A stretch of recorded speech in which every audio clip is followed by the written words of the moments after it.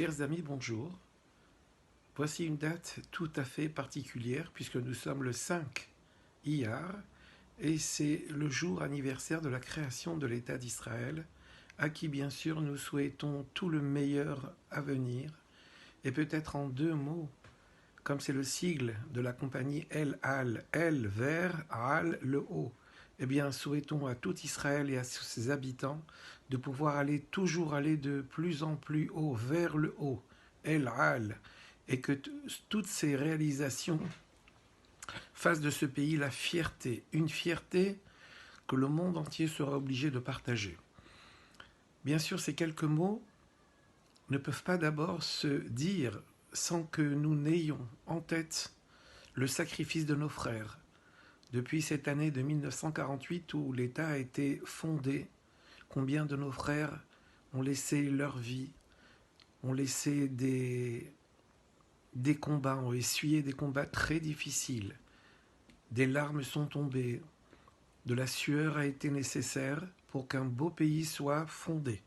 Et donc, puisque nous sommes fiers de ce pays, il nous faut en même temps garder à l'esprit jour après jour le sacrifice des gens qui y ont vécu et le sacrifice des gens qui y vivent, dont nous sommes tout à fait fiers et bien sûr solidaires. Alors, essayons de relier l'actualité d'aujourd'hui avec ce que nous en dit le Chumash. La montée de la Torah d'aujourd'hui, nous sommes mercredi aujourd'hui, et quand nous ouvrons le Chumash d'aujourd'hui, du Yom Revi'i, eh bien nous trouvons une allusion à la terre d'Israël. En l'occurrence, que nous dit cette allusion à la terre d'Israël? Eh bien d'abord, le passouk nous dira que c'est une terre sainte, mais nous le savons bien sûr, mais sainte au point de ne pas supporter d'abomination sur elle. D'ailleurs, c'est la raison qui a fait que les précédents habitants, les Hémorim, ceux-là même qui avaient caché leurs trésors dans les murs, trésors que les Bnei Israël avaient découverts à la faveur des plaies, les Hémorim ont été chassés de la terre d'Israël parce qu'ils avaient un comportement abominable. Eh bien, ils se sont dit, cachons nos trésors parce que certainement, les Juifs venant habiter la terre d'Israël auront un comportement comme le nôtre et ils en seront chassés.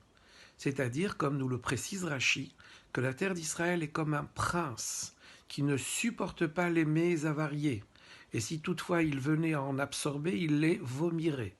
La terre d'Israël est comme ce prince, elle ne supporte pas les comportements avariés et rejetterait, vomirait, ce sont les mots du Passouk, vomirait les habitants, ce qu'à Dieu ne plaise, qui se livreraient à de telles abominations.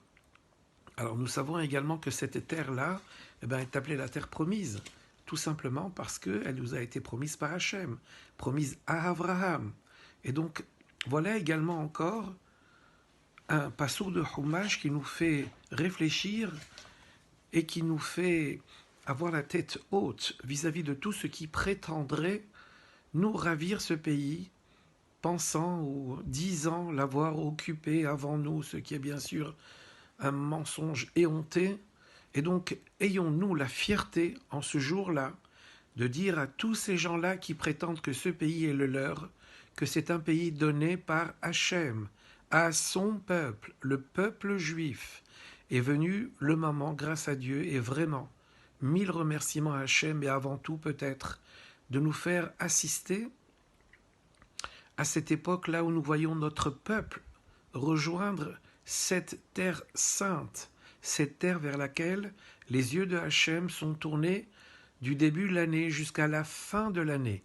Mais ayons cette fierté-là de dire aux nations du monde que c'est là notre terre et que nous entendons l'occuper dans sa totalité, dans la globalité de toute sa surface.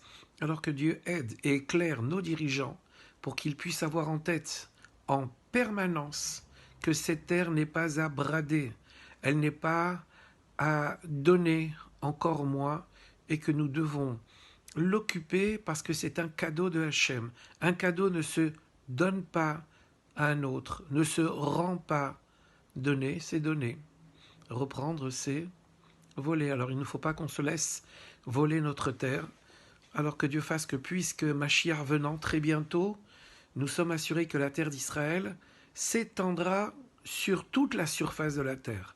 Et peut-être nous pouvons interpréter ce passouk en attendant qu'il le soit dans sa dimension la plus concrète, eh bien en disant que grâce à Dieu nous avons un pays composé de gens tout à fait ingénieux qui inventent jour après jour, presque on pourrait dire heure après heure, des technologies propres à aider et à sauver nos frères dans le monde.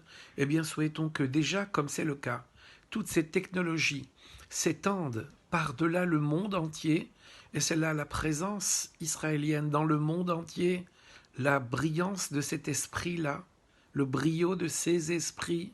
Eh bien souhaitons que par technologie interposée, la terre d'Israël puisse s'étendre et s'exporter dans toutes les autres terres, au point que toute la terre devienne, un peu ou même beaucoup, de la terre d'Israël.